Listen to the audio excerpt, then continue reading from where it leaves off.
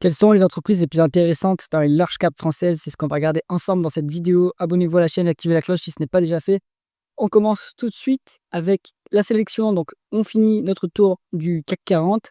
On démarre de Bouygues. Après, on a Renault, Unibail-Rodamco, Accor, Eurofins, Carrefour, Elevanet, TV Performance et Vivendi. Je vous ai préparé une watchlist comme d'habitude en repassant en revue les colonnes. Symbole de cotation boursière de l'entreprise, nom de l'entreprise, industrie dans laquelle elle opère, market cap, en termes en dollars, parce qu'on n'a pas en euros ici. Croissance du chiffre d'affaires en rythme annualisé sur 5 ans. Valeur d'entreprise sur EBITDA, donc ça c'est les valorisations par les flux. Ratio coût-bénéfice, ratio coût free cash flow. Ratio cours sur actifs tangibles, on voit qu'il y a des codes, donc ça va être intéressant à regarder. Rendement des capitaux investis, qui est une rentabilité plutôt opérationnelle. Le rendement des fonds propres, plutôt pour les financières et pour les immobilières. On va regarder ça pour Unibail. Ensuite, on a l'endettement en termes de dette nette sur EBITDA, le rendement du dividende, le rendement actionnaire qui inclut rachat d'actions ou dilution potentielle, free cash flow par rapport au bénéfice net et le payout ratio qui est la proportion de bénéfices versés en dividendes. Mais les dividendes sont versés en utilisant le free cash flow, donc il faut comparer les deux. Allez, on commence tout de suite avec Bouygues. Donc on est sur un conglomérat BTP, télécom et audiovisuel également avec TF1 en filiale. 17,5 milliards de dollars de market cap, allez, 18 milliards de dollars de market cap, puis 8,9% de croissance du chiffre d'affaires en rythme annualisé sur 5 ans. Et je pense que c'est la croissance externe, on est sur une activité qui est assez mature. Les multiples de valorisation sont très faibles. En réalité, 5,6 en BE sur EBITDA, 4,2 en price sur free cash flow. En PE, on est un peu plus élevé. En fait, c'est une boîte qui est très mature, elle dégage beaucoup de free cash flow. Donc ce multiple de PE, il est moins intéressant que le multiple de price sur free cash flow, et c'est très décoté. Donc intéressant à ce niveau quand même. Un rendement des capitaux investis qui est à 5,3%. En revanche, voilà, c'est pas très rentable comme activité. Après, c'est intensif en capital, ce qui est télécom et ce qui est BTP. Bon, ça pourrait être un peu mieux quand même au niveau de la rentabilité. Et la dette nette, c'est quand même très lourde. 3,5 fois les EBITDA en dette nette, c'est lourd. Surtout que c'est pas une activité, c'est une activité qui est potentiellement un peu cyclique. Alors, avec la filiale Bouygues Télécom, on est sur une activité qui est pas trop cyclique. Donc, il faudrait voir combien ça représente de chiffre d'affaires par rapport aux autres activités. On va dire que ça reste un peu lourd quand même, comme honnêtement, à 3,5 fois les EBITDA. 5,1% de rendement du dividende, ça c'est intéressant. 5,3% de rendement actionnaire. Est-ce que les actions qui sont achetées sont annulées? Il faut vérifier. Et c'est soutenable, des free cash flow 4 fois plus élevé que les bénéfices nets. Allez, à 3 fois et demi plus élevé que les bénéfices nets. Donc, le bémol de ce dossier, c'est les bémols, on va dire. La rentabilité qui est un peu faiblarde et l'endettement qui est un peu lourd. Mais autrement, je trouve que ça vaut le coup d'être un peu creusé plus en détail. Oui, c'est intéressant à ce niveau.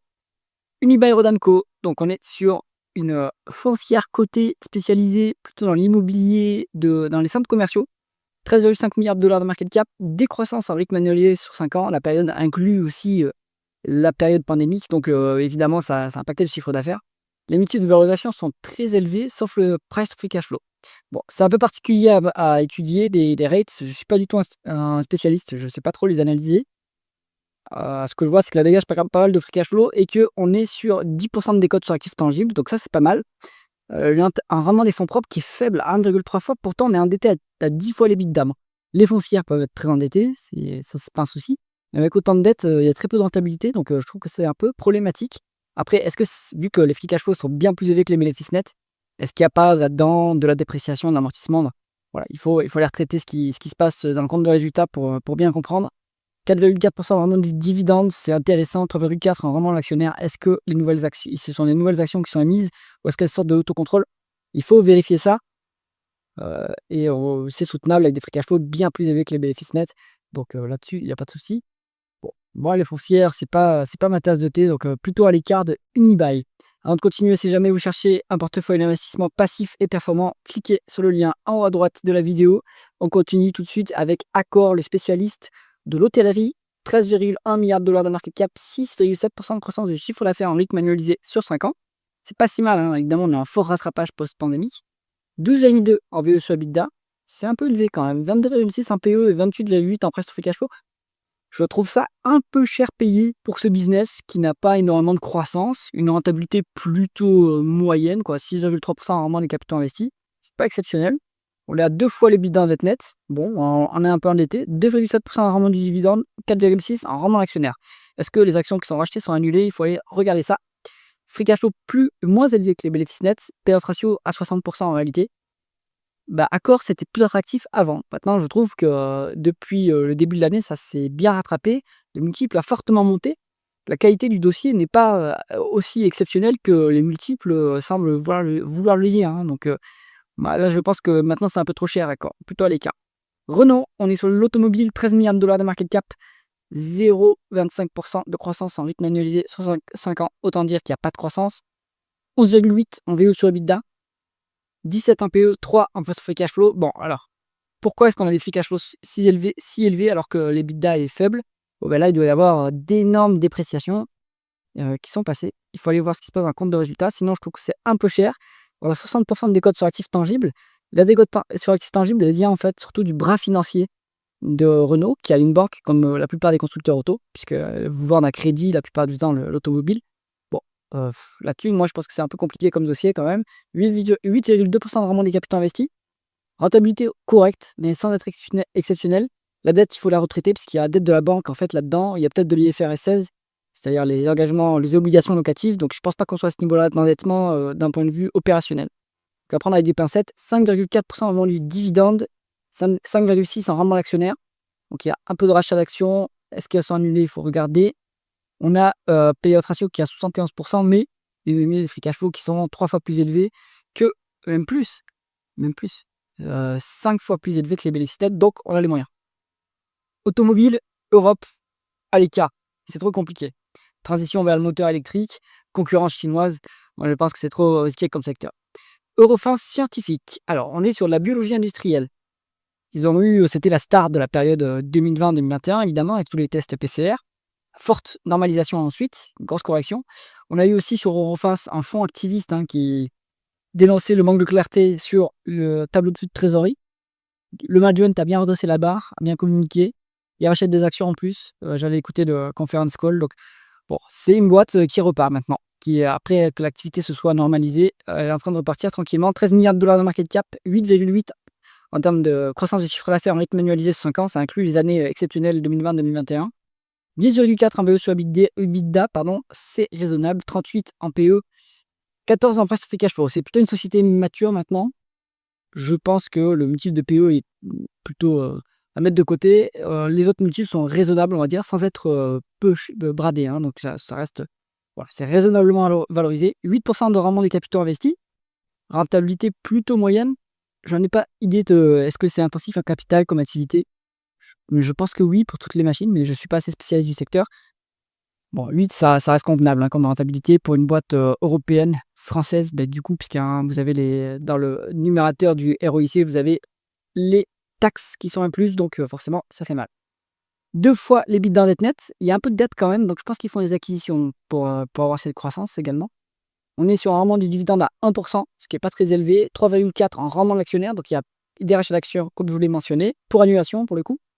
Payout ratio peu élevé, mais en fait, ils utilisent les free cash flow pour acheter des actions plutôt que pour verser du dividende, donc pourquoi pas.